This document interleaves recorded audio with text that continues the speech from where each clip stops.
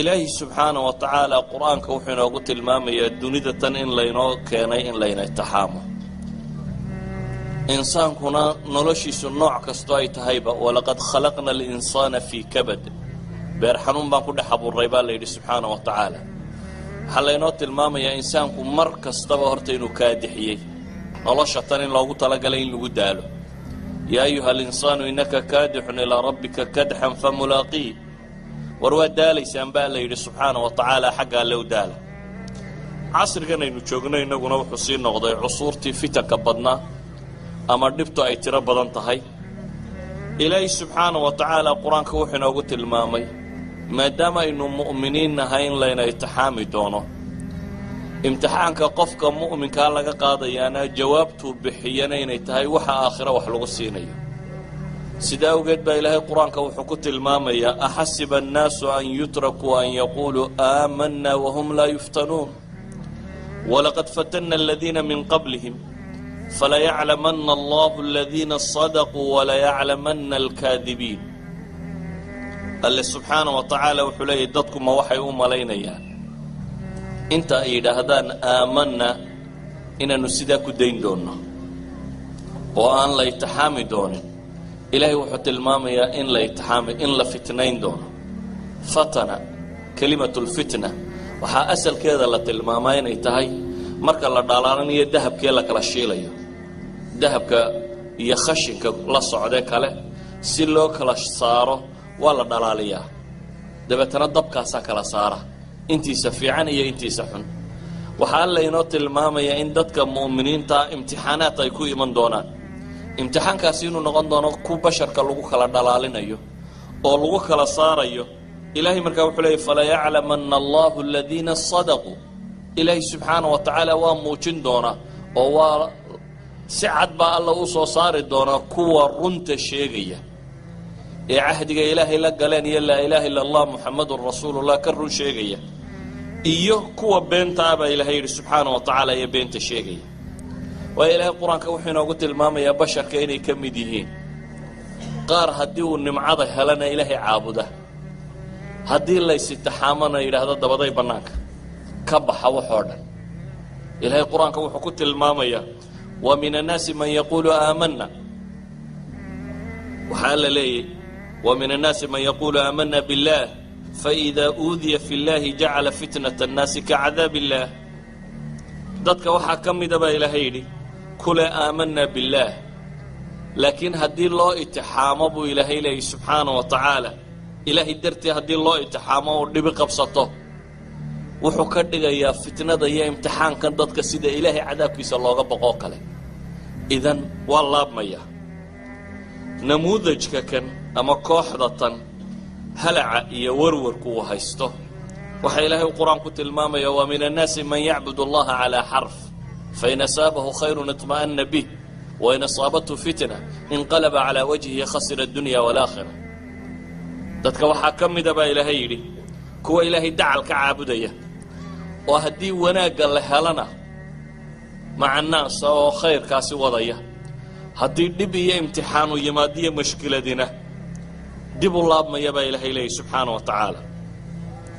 idan imtixaanaadku way imanayaan mar kastaba dunida imtixaanku waa imanaya waxaana alla imtixaama dadka kuwa ugu jeclaa anbiyadii iyo rusushii ay imtixaanaadka ugu weyn ku dhacaan imtixaanka danta laga leeyana waxa weeyaan in la kala saaro as-saadiqiin wal kaadibiin as-saadiqiin fi iimaanihim kuwa iimaankooda ku run sheegaya iyo kuwa ka been sheegaya in la kala saaro idan dadku imtixaan bay ku jiraan fitan kaas iyo imtixaan kaas fitan duqaad iyo jabaabira ka yimaada niman kibray oo qooqay oo dadka dhiba oo mashaakil u geysta fitan ka yimaada shahwaati nafs iyo shubahaat iyo wixii la nooca fitanku way tira badan yihiin insaanku inta badan hadduu dhergo oo u baahi beelo oo uu xoog isku arko oo uu arko dadka inta kale inay ka liitaan oo ka jilicsan yihiin xaqa wuu ilaabaa ilaahay baa qur-aanka wuxuu leeyahay kallaa ina alinsaana la yatghaa an ra'aahu istaghna ina ilaa rabbika rujca ra'ayta alladii yanhaa cabdan idaa salla أرأيت إن كان على الهدى أو أمر بالتقوى ألا وحليه سبحانه وتعالى بشر هدو ديق طومو كاف طومو وقوقا وكبرابا إلهي إليه سبحانه وتعالى كبر كاسوحو قارسيا متو كان يينو يلاور محاد سلادو تكنيسا إني سلادو دم بنقطه قف لغو قبصده أيها إلهي سبحانه وتعالى وتلمامية إساقو قفك سلادة تكديان وحكا لسمين ماشي سيوقو في عنايدو مردول كدقى خلاص عدنا وحما قيسنين هدنا إلهي وحليه سبحانه وتعالى إني صلاة الدم ببوارك دونا أرأيت الذي ينهى عبدا إذا صلى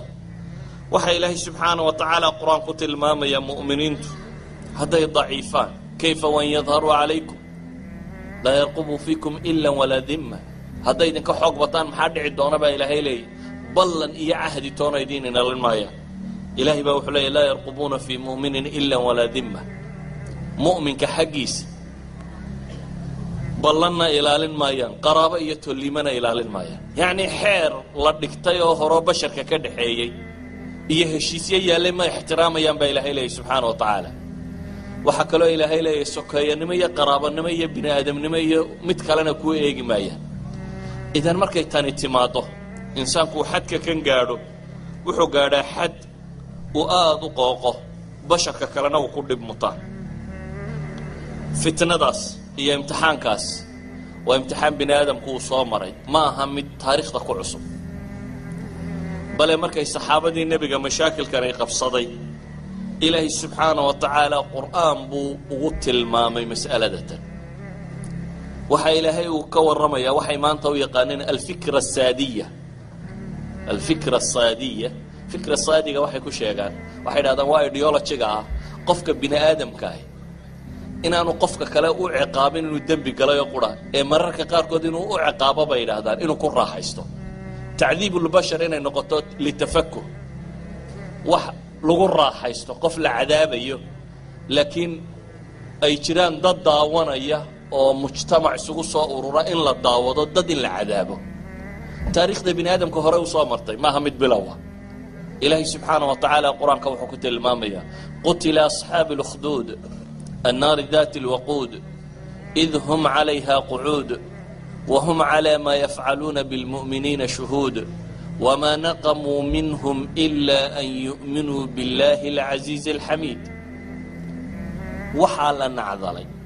أما إلهي سبحانه وتعالى نحرستي سلقفوغي كوي قدتك تشيح ريبا إلهي سبحانه وتعالى كوي قدتك سميي قد كان محال قبني قتل أصحاب الخدود النار ذات الوقود إذ هم عليها قعود ضب الشدين وكي حديثك النبي صلوات الله وسلامه عليه تلمامي حديثك غلامك والنبي الشيخ صلوات الله وسلامه عليه بغردي كهر ريي مسلمين تبغر كمدي إنه لها نن ودادة أو كاهنة أو فالية فاليه سيو قبوبي markii dambe uu ku yiri faaliyihi warinan yaro aqoonyahana ii keeno aan faalka ku baro inaan dhimanayaabay u muuqata inan yar la keenay inankii yaraa uu faalka la bari jiray dabeetana wadada uu sii maray uu nin wadaad oo raahiba ka helay kiina waxoogaa buu ka dhageystay kadib ilaahay subxaanahu wa ta'ala raahibka wixii uu sheegay baa alla ku anfacay maalintii dambe daabadi istaagtay wadadii dadku uu marayay wiilkii yaraa dhagaxintu qaatay ayuu dhimaantana arrinkii wadaadka iyo raahibka iyo sixiroola kala saaraya dabeetana ilaahay magaciisa intuu qabsaday buu ku tuuray isagoo la ilaahay oo arrinka raahibku xaq yahay ninkaas bahalkaasi dadka dhibay dhagaxa kan ku dil dhagax buu ku dilay xadiisku waa xadiiska dheer ee sheegayay boqor nin agtiisa fadhiyay inuu indhabeelay yani maxallu istishaadku maan xadiiska ka tilmaami doona nin agtiisa joogay inuu indhabeelay dabeetana uu maqlay wiil yar oo dadka u duceeyo oo ilaahay ku caafiyaa jira soo raadceeyay wiilkii u yimi markuu u yimi ayuu wuxuu ku yidhi hadiyadan badanna waan kuu sidaa waxaana rabaa inaad caafimaad siiso wiilkii wuxuu ku yidhi hadiyadaadana hayso anuguna wax ma caafimaadiya ilaahay baa wax caafimaadiya haddaad doonayso ilaahay rumee anna waan kuu baryaa alle subxaanahu wa tacaala allaha ku caafiye ninkii ilaahay buu rumeeyey wiilkiina alla uu bariyey dabeetana indhihii baa u dilaacay waxbuu arkay wuxuu ku noqday xaashiyadii de boqorku ahaa ee boqorka agtiisii markuu yimi waxau yidhi war indha ayaa kuu saaray adigaan wax arkaynine wuxuu yidhi rabbigay awalaka rabbun hayri buu yidhi oo ma midaan aniga ahaynoo rabbi aad rumaysantay baa jira caqliga bini aadamku markuu kibirku ka bato insaanka caqliga caadiga uu ka lumaa markuu caqliga caadiga lumana waxaa soo baxa qawaaniin afkaar aragtiyo aan xataa fitrada caadiga insaanka waafaqsanayn sidaa awgeed buu wuxuu ku leeyahay ninkan isagoo inaanu isba rabbi u ahayn ayuu haddana wuxuu leeyahay walaka rabbun hayri ma midaan aniga ahaynoo rabbiya baad leedahay wuxuu yidhi aniga rabbiga iyo adiga rabbigaaba waa alle subxaana wa tacaala ba inoo wada rabbiya waa la toorjargareeyey ninkii ciddii waxaan kugu tidhi keen wiilkii baa la keenay waa la toorjargareeyey ciddii keen wadaadkii raahibkaha baa la keenay wixiiba waa la toorjargareeyey waxaa la yidhi wadaadkii ma ka noqonaysaa diintanaad haysato may buu ku yidhi madaxaa mishaar laga saaray labaa loo kala gooyey qof nooloo la mishaarinaya qiyaas ilaa iyo intay naftu ka baxayso waxaa la keenay ninkii indhoolaha ahaa waxaa la yidhi ma ka noqonaysaa may buu yidhi waa la mishaariye labaa loo kala gooyey wiilkii yaraa waxaa la yidhi ma ka noqonaysaa may buu yidhi yacnii duqaaddu dadka qooqa waxaanay weli fahmin caqiidadu waxay tahay caqaa'iddu waa shay qalbiga gala xoogguna ma baabi'iyo qofka bini aadamkaa jidhkiisa waad tumi kartaa waad dili kartaa waad garaaci kartaa laakiin qalbigiisa ma hanatid waxa gelaya caqaa'iddu waa wax qalbiga gala saa daraaddeed qofka haddii la toorjargareeyo haddii la dilaba waana la dili karaa waana la toorjargarayn karaa laakiin qalbigiisa lama bedelo wuxuu ku yidhi ma ka noqonaysaa may buu yidhi qoluu ku daray waxaa la yidhi buurta geeyo ka soo tuura buurtii markii la geeyey ilaahay buu baryey wuxuu yidhi ilaahu kuwa sharkooda iga kaafi buurtii waa gelgelatay intii kala ka daadatay isna wuu soo noqday isagoo soconaya war miyaad wixii ka noqon kama noqon mucjisaadka iyo waxaan dhacaya dadku markay kibraan ma arkaan wax kaluunbay ku sababeeyaan uma muuqanin ninkan ciidankii dhammaaya lagu daray inaan la halaago isagu uu soo noqday laakiin waxaa u muuqato inuu isaga ka takhalluso war doon saara buu yidhi doon baa la saaray badda ku soo rida buu yidhi baddii baa la geeyey ilaahay buu baryey ilaahu kuwan iga kaafi sharkooda buu yidhi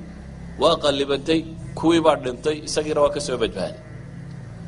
wiilkii yaraa waa kii akhiiran la weydiiyey yidhi war ma rabtaa inaad i disho sidan aad ku waddo kuma dhimanaye farsamaan kuu sheegaya kale aniga kanaanadayda tan ama jucbadana wax ku sito kala bax warankayga ama leebabka bismi illaah rabbi lghulaam dheh magaca alle iyo rabbiga ghulaamka ayaan kuu cuskaday dheh markaas buu mudayaa buu yidhi bahalka kale laakiin dadkao dhan isugu yeedho caynkaa dheh wiilkani wuxuu rabay inuu isagu dhinto ilaahay dartii uu dhinto laakiin dadku iimaan inuu galo waa la isugu yeedhay sidii baa la sameeyey waxaa dhacay markaa wiilkii halkiibuu bahalkii kaga dhacay uu dhintay dadkii markay arkeen wiilkii inuu si kale ku dhiman waayey sida tan mooyaane waxay idhahdeen aamanaa birabbi alghulaam rabbiga wiilkan baanu anana rumaynay bay idhaahdeen godad u qoda buu yidhi marka godad baa loo qoday godadka markii loo qoday ee dadka lagu gurayey muu odhanin uun dadka inta godad u qodaan laaya laakiin waxaa la yidhi dadka godad u qoda oo dab ku shida oo ha lagu gubo ciddii ka noqon weyda oo weliba audience ha yeeshaanoo ha la daawado waayo ilaahay subxaana wa tacaala qur-aanka wuxuu ku tilmaamayaa id hum calayha qucuud inay dileenoo qura lama tilmaamin fikra saadiya buu qur-aanku tilmaamaya dadkani may ahayn dad wax laynayay oo qura boqorkani wixii ka soo horjeedo qura ma dilin ee wuxuu idhi toorjargareeya toorjarkana ha la sawiro dee sawir kale waagaa ma jirin wax lagu sawiriyo kamarad lagu qaado iyo wax kale ma jirin sawirka qura la samayn karaya waxaa in audience loo sameeyo in dad daawado la keeno oo u daawado boqorkii iyo wixiiba waa daawadeen ayaa ilaahay leeyay markay gubayeen dadka kale waxaan u soconnaa waxa weeyaan almuslim amaama alfitani waalimtixaanaat maa mawqifu xagguu istaagayaa qofka muslimkaa marka dhibta tan iyo imtixaanaadkani qabsadaan dadkaasi muslimiinta qur-aanku wuxuu inoo sawirayaa inay ku sabreen dhan kale waxaa alla inoo sawirayaa subxaana wa tacaala in uu isna arkaya ilaahay. waayo dadku waxay isweydiin karaan, war markan mu'miniinta sida loo galayo sidii yar inta la tumo haddana xadhigga lagu jiidayo, waa nooc min torturka, waa fikra saadiya. qof inta la tumo haddana la sawirayo waa fikra saadiya. kullu dalik waa qof bini aadam oo la torjar garaynayo, la tumayo, lana rabo in lagu taladudo oo la daawado, la macaansado how he is dying, sida uu dhimanayo ama sida uu xanuunsanayo ama sida uu cabanayo in la arko, bal in lagu taladudo, la macaansado. ilaahay xaqu ku maqayay subxaana wa tacaala miyaanay mu'miniin hayn. ilaahay wuxuu leeyahy subxaana wa tacaala id hum calayha qucuud wahum calaa maa yafcaluuna bilmu'miniina shuhuud. ilaahayna waa arkayay wixii mu'minka lagu samaynayay baa la yidhi subxaana wa tacaala. licajalati axad alla uma degdego. ilaahay maalin buu ballan qaaday oo abaalmarka bixinayo. tan waa isku keeni taxaamayaa baa ilaahay yidhi. waxaa alla subxaana wa tacaala ku tilmaamayaa dunidan aad joogtaan waa la isku keeni taxaamaya, oo waxaa la isugu keeni taxaamaya wajacalnaa bacdakum libacdin fitnatan atasbiruun baa ilahay yidhi. wajacalnaa bacdakum libacdin fitna, kooxba kooxdiin baan bal ku itixaamayaa baa ilaahay yidhi. waa isku kiina eegayaa. kuwiina mu'miniintaa waxaan eegayaa baa ilaahay yidhi atasbiruun, marka laydin itixaamo bal inaad sabirtaan. walidaalika iyadoo mu'minka la gubayo oo god lagu gurayay oo dab loo shitay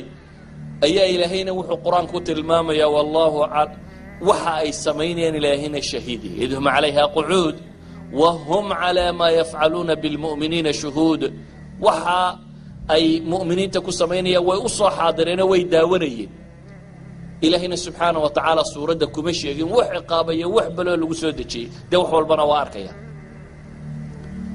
laakiin wuxuunbuu alla sifeeyey iyagu noocay ahaayeen, oo ah inay dab ku guraya ahaayeen, inay meesha fadhiyeen. wahum calaa maa yafcaluuna bilmu'miniina shuhuud. waxay mu'miniinta ku samaynayeenna weliba ay daawanayeen, oo aanay ahayn yacni dad gaarun waxay sameeyeen oo aanay ogeyne iyaga laftooduna ay daawanayeen. ilaahayna waa arkaya subxaana wa tacaala. bale qur-aanku waxaabuu tilmaamaya in jaanis toobad kalena loo sii furay. ayaa alla subxaana wa tacaala tilmaamaya in kuwa fitnada ku sameeyey mu'miniinta uma lam yatuubuu baa ilahay yidhi. yani kaana waxaa alla sii tilmaamaya weliba inay jaanis kale leeyihin. xadiidkii nebiga salawaatu ullaahi wasalaamu calayhi wuxuu sheegayay dadka sidii dabka loogu gurayey yaa lagu gurayaa dumar, caruur, nin weyn, nin yar, all classes, mujtamac oo dhan looma kala aaba yeelaynin. dhammaantood waa la gubayey, dhammaantood waa la tumayey. ayaa islaaniisa soo taagtay ilmo yar sidataa, taqaacus yaro samayso dabkii iska yaro giijisay. ilaahay kii yaraaya ay sidatay buu ka hadliyey subxaana wa tacaala ee wuxuu uhi yaa umma isbirii fa innaki cala alxaq. hooyoy sabir buu yidhi, xaq baad ku taagantay. su-aasha isweydiinta le markaa waxay tahay mowqifka mu'minka amaama alimtixaanaat waa maxay? mowqifka mu'minka amaama alimtixaanaat waa weedhatan ilaahay wiilka yar ka hadalsiiyee ah yaa umma isbiri, hooyoy sabir fa innaki cala alxaq. muxuu leeyahay ku sabir, dabka gal, ha lagu gubo, laakiin xaq baad haysataaye xaq iyuu kaa lumin. maxaa dadka loo gubaa ama loo dhibaa ama waxaan loogu samaynayaa? yani waxaa lagaa rabaa waxyaabaha qaarkoodu aydan inaad isticjaal samayso oo degdegto waxaan loo fadhiyay inaad samayso lagugu sii banaysto, ama inaad tanaasusho oo wixii aad haysatay aad ka tagtid, ama in lagu quusiyo qunuud kugu dhaco oo aad tidhaahdo waxba dee aakhiradeenna bal aan eegna wixii alla ka dhigata lagu kala tegi. quusato is tidhaahdo filimkaanba kuma jirto, wax la qabto hadhoo bini aadamu sameeyaa ma jiro. wahaa hiya aafaati halaaa fi ariiq. ariiqa mabaadi'da iyo diimaha saddexda aafooda ku dhaca waa kuwa kan. inuu qofku degdego oo waxaan loo fadhiyay inuu la yimaado, iyo inuu maxay, inuu tanaasulo oo uu habaat la iman waayo u sugnaan waayo, iyo inuu quusto oo qunuud iyo ya'si ku dhaco camalkiisa islaamiga iyo diintii iyo wixii wadayba oo fara ka qaado wiilkan yari hooyadii wuxuu ku leeyahay ilaahay ka dhawaajiyay dharabta lagu sida hooyoy isbiri fa innaki ala alhaq sabir haq baad ku sugantahay Allah subhanahu wa ta'ala quraanka wuxuu ku tilmaamaya oo in badan quraanku inooga waramaya anbiya la ciqaabay oo la cadaabay oo dib loo geystay oo nafta la isugu keenay anbiya la laayay buu quraanku sheegaya waa nabiyo maca dalik waa la laayay kuwa la gubay baa quraanku tilmaamaya waxa soo dhan isagoo ilaahay sheegaya ya Allah subhanahu wa ta'ala hadana nabiga wuxuu ku leeyahay sabir bal isagoo sabrayay oo wixii oo dhibi ku dhacayeen baa ilaahay wuxuu leeyahay ويوم يعرض الذين كفروا على النار أليس هذا بالحق الله سبحانه وتعالى مركي للربي النبي إن لا يدعى الصبر مركي هو مسألة لا الله شرحي ويوم يعرض الذين كفروا على النار أليس هذا بالحق قالوا بلى وربنا وحد حصوصة با إلهي دودتك وشيكتا مركا كوا قالوا بي إلهي سبحانه وتعالى النار تنتو دولك أنا ورندونا ورتني حق مطي ويدك يدفير جري آخره ما جرته ناري ما جرته عدالة وحا ويدك هاي أليس هذا بالحق نب مطهي إلهي وحلي مال انت مران ما جري انت والله كا حق في سيام بيردنا قالوا بلى وربنا أضان كوكو دارنا الله والنار توادب إلهي وحلي مركاسانا نوحا ردنا قال فذوقوا العذاب بما كنتم تكفرون عذاب كالدمية وحاو قالوا بيدين دراديد بسبب كفركم ندمية عذابك محالو لي عذابك ندمية إلهي وحط المامية أصلا مال وحكو آرغوستين لي مال وددك كو حسابي ييني جرتو دونيدا تنيني تهي دار ددك لا يتحاميو لا اسكو يتحاميو قفك مؤمن كايك قال كالا اسكو يتحاميو لكن وحا لغا ربا ويا تصبروا وجعلنا بعضكم لبعض فتنة أتصبروا ما صبر يسان بقى لله سبحانه وتعالى مركي لغا ورمي آخرة يقالوا حلقوا سميني آيدك حكتا إلهي مركا وحولي فاصبر كما صبر أولو العزم من الرسل ولا تستعجل لهم آيات دي هورا مركي إلهي نار تكور رمي إيو قال هذا صار الله قصوا بردك الدونة با إلهي وحادني نبي يقول فاصبر كما صبر أولو العزم صبر بقى اللي سبحانه وتعالى وواحد الصبر تاسيدي أولو العزم من الرسل أي صبره أولو العزم من الرسل قرآن كو حقق والرمي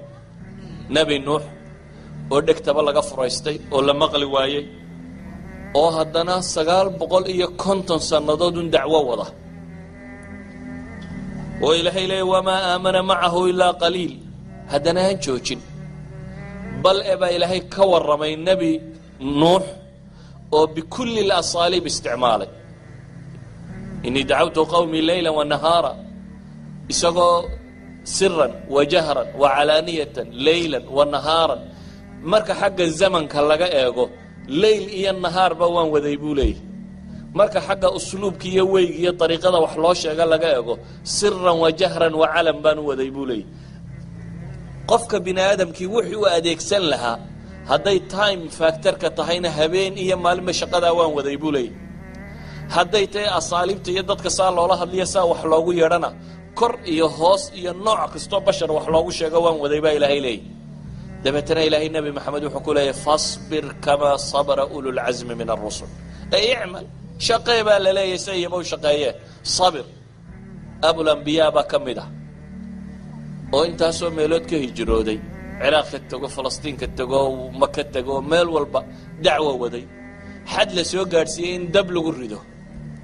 انت الله سو قبطو دب لو شيدو الله حدو إن دبلو قردو وحاكمده نبي الله موسى ووقتين سجي قوم كيسي وحي كلا قبصدي نبي موسى وانا اسكر لسين او عيدا لسين او لعق لسين هدنا نكي دوني دو كبر بدنا با ليدي قبا ادو يو سغو تغو خسو شيء الى وكا عبسنا يا ابو وسو عبسد وبشر waxa la yiri bal horta gacanta waxaad ku sii dawaa maxay wama tilka biyaminika ya Musa bal iska hubi la yiri gacanta kanaad ku haysataa waa maxay ilaahu waa u sheeydii buu yiri maxaad ku qabsataa wuxuu yiri xoolahan ku raacdaa waliya maarib kalena waanu leeyahay dana kale markii la hubiyay waxaan uu hayay wuxuu ahaa ayaa ilaahay iska sii dahdaba dhulka ku tufo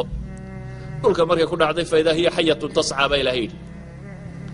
dabeetana waxa la yidhi khudha wala takhaf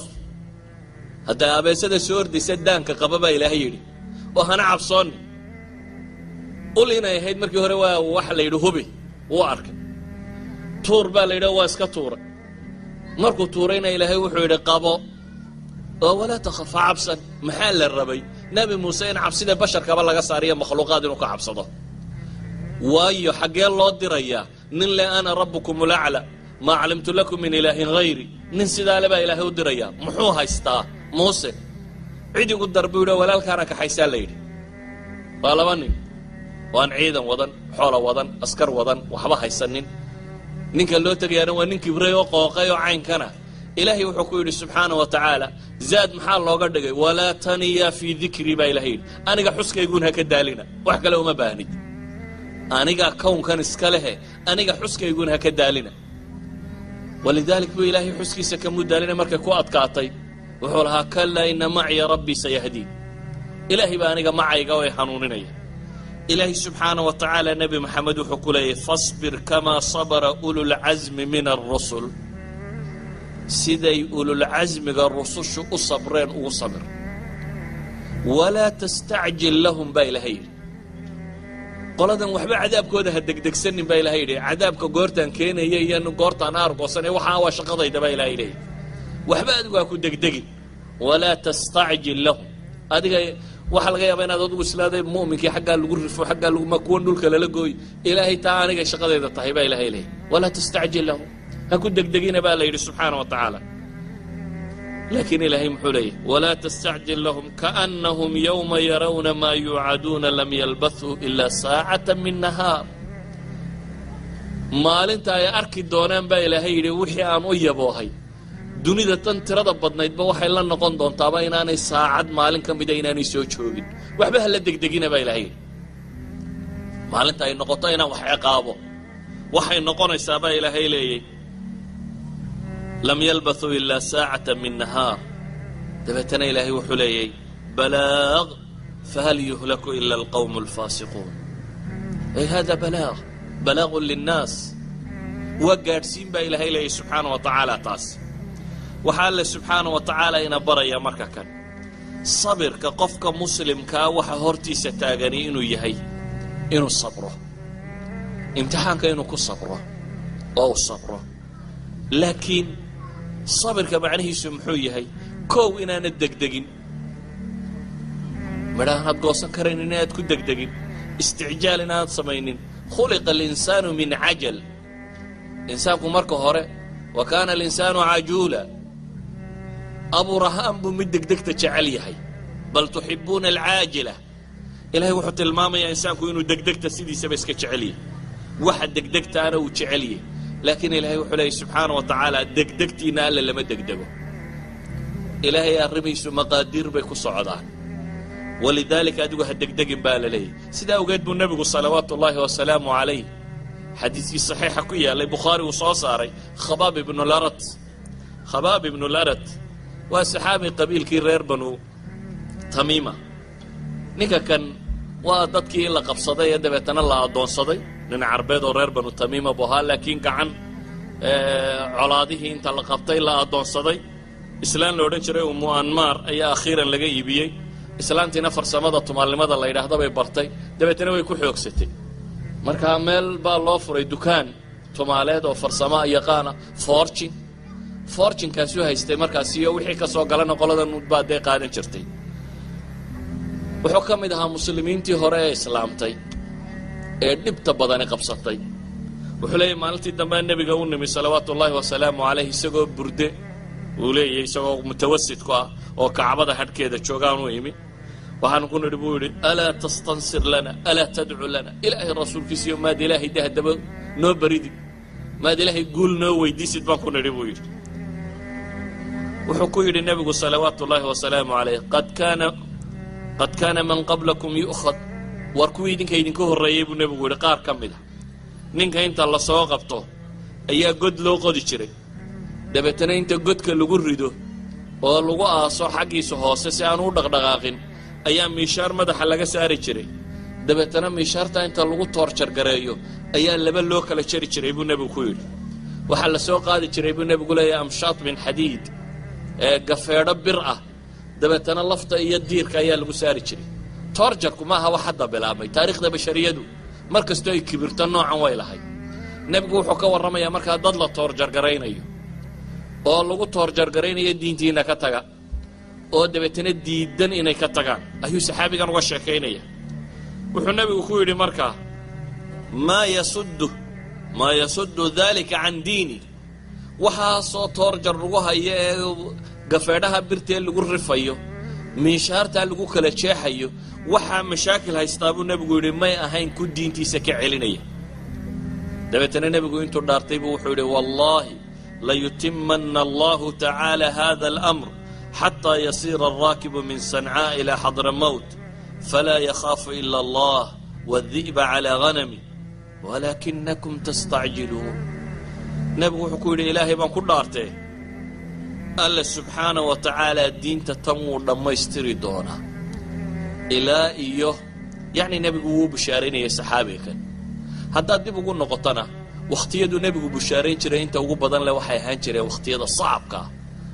axzaab oo kale markii dhaxantu ay jirtay ee gaaladii oo dhammaysa soo urursatay ee godkii yaraa ee loqoday dhagaxa loo taag waayey oo nebigu ku dhacayay ayuu lahaa mafaatiixdii shaam iyo mafaatiixdii furusiyo kuwaasaa laysiiyey wakhtiyadu nebigu uu bushaarayn jiray markii godka uu ku jiray ee isagii abibakar godka ay ku jireen ee la eryayey la firdhiyey ee la raadinayay ee abibakar yidhi hadday gumadooda eegaan wayna arkayaan ayuu nebigu wuxuu lahaa maxaad u malaynaysaa laba ilaahay saddex ku yahay wakhtiyadu nebigu salawaatu ullaahi wasalaamu calayh dadka ducaadda iyo dadka diinta garanaya waxaa loo baahay inay dadka qalbigooda dejiyaan oo u sheegaan wixii bashaa'ir nebiga ka soo aroortay ee qur-aanka ka soo arooray wakhtiyaday dadku mixanka ku jiraan idan iyadoo mixnadu dhacayso ayuu nebigu saxaabiga ka laba shay buu wada tilmaamay dhan wuxuu uga tilmaamay waxaa loo baahan yahay inuu yahay qofka mu'minkaa tacdiibku inaanu diintiisa ka celinin dhan kale wuxuu uga tilmaamay nebigu salawaatu ullaahi wasalaamu calayh diintan inuu ilaahay dhammaystiri doono mar saddexaad bu haddana nebigu wuxuu u tilmaamay saxaabiga kan walaakinakum tastacjiluun waxaad tihiin buu nebigu leeyahy kuwa degdegaya ee degdega iska daaya degdegu waxba ma kordhiyo waxba ma taro wuxuu taraa degdegu wixii aad haysatay inuu kaa kala daadiyo waxaan la gaadhin haddaad raadacayso adaa ku xiiqaya saa awgeed buu nebigu salawaatu ullaahi wasalaamu calayhi wuxuu saxaabigan u tilmaamayaa isticjaalka iska reeb oo sabra walidaalik buu nebigu saxaabadii caynkan ku lahaa iyadoo toorjarkan iyo dhibtanay haysato yacni saxaabada qaarkood markii dhibtu ka tiro badatay kelimatulkufrigii waa iskaga dhawaaqeen waayo ilaahay baa u oggolaaday sidii camaar ibnu yaasiri waana kii nebigu salawaatu ullaahi wasalaamu calayh tilmaamayay abshiruu aala yaasira fa ina mawcidakum aljanna yacni sabran aala yaasir waxay yidhahdaan ma asaxin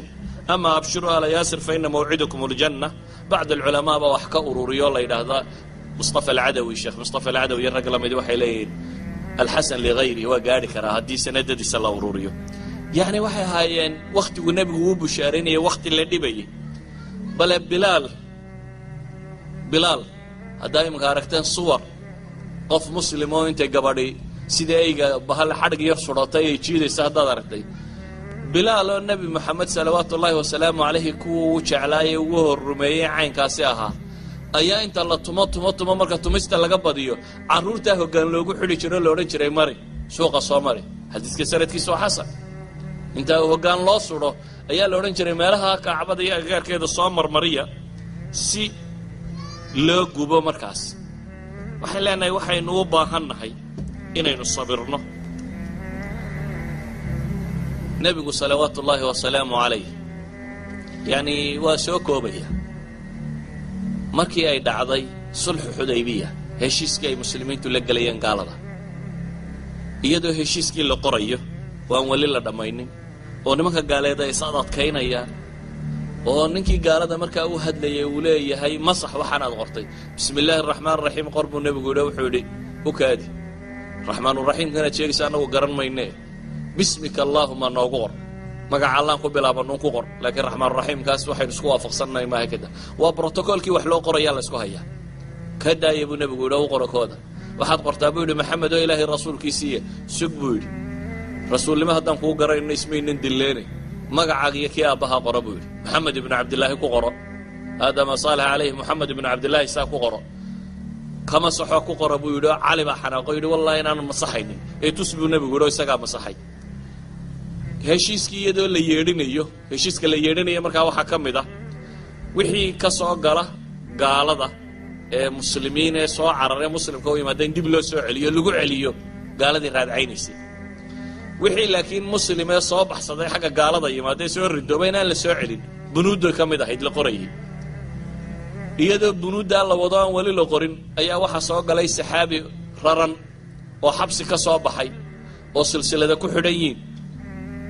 oo ismaqlay muslimiintii baa maka u soo dhawaatay oo isla mar uun haddaad meesha ka baxdo abu jandal baa soo galay abu jandal waa axad saxaaba maka ku xidhnaa oo silsiladiisii watoo soo baxsaday aabihiina waa ka nabiga heshiiska la gelaya suhayl ibn camar saxaabigii la odhan jiray oo markaa gaala waa ninkan heshiiskaba qoraya ee nabiga heshiiska la gelaya dabeetana wuxuu yidhi maxamedow kanbaa ugu horreeya heshiis waxaa kugula gelaya waar weli maynan qorin buu nabigu yidhi heshiiskii wallaahi haddaanad aqbalin buu yidhi inaan weligaba heshiiskula gelin markaasuu nabigu wuxuu ku yidhi ii sii daa markaasuu yidhi kuu sii dayn maayo balaa buu nabigu ku celay mee waad ii sii daynaysaa kan anjisu ley ii sii daa kuu sii dayn maayo istaag makras mid la yidhaahdo kaloo gaalada ka tirsama meesha taagnaa ay yidhi war waa kuu sii daynay suhayl waa xanaaqay uma sii daynayna buu yidhi waa u diiday markuu arkay in layshaystaa buu saxaabigiina qayliyey wuxuu leeyahay yaa muslimiin ma anigoo gaalo ka imi oo intaa soo cararayay oo silsiladahan soo jabsaday kuwan tahay ayaa igu celinaysaan haddana gaaladii war ma waxaad rabtaan in diintayda layga fidmeeyaa buu isna halka la taagan yahay saxaabadii ma waaba miyar doorsoomeen waa maalintuu cumar xanaaqii intuu wareeray uu lahaa intuu nebiga u yimi buu ku yidhi ilaahay rasuulkiisiiyo miyaan anagu mu'miniin ahay miyaanad adigu ilaahay rasuulkiisii ahayn buu ku yidhi markaasuu nebigu yidhi maya waa ahay annagu miyaanan mu'miniintii ahayn maya waa tii kuwani miyaanay gaaladii ahayn maya waayi su-aala aan la filayn inuu cumar nabi maxamed hadda weydiiyey kadibna wuxuu yidhi falima nucta daniyata fii diinina dullinimada tan maxaynu u aqbalaynaa nebigu wuxuu ku yidhi sabir cumar waaba joogi kari waayo waa dhaqaaq abibakar buu haddana u tegay inta in leeg buu weydiinaya miyaanu nabi maxamed ilaahay rasuulkiisa ahay maa caynka ahay ilzim hirsa buu ku yidhi abibakarna laazim nabi maxamed warkiisa isagunbaa lagu liibaanayaay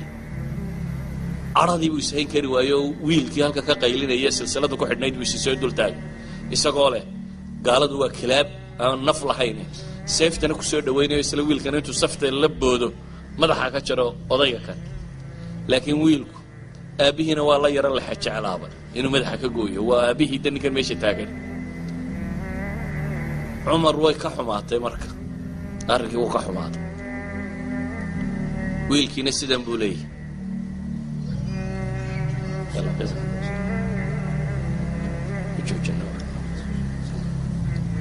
salaadii baa la qiimayaa halkaa ku joojina salaamu calaykum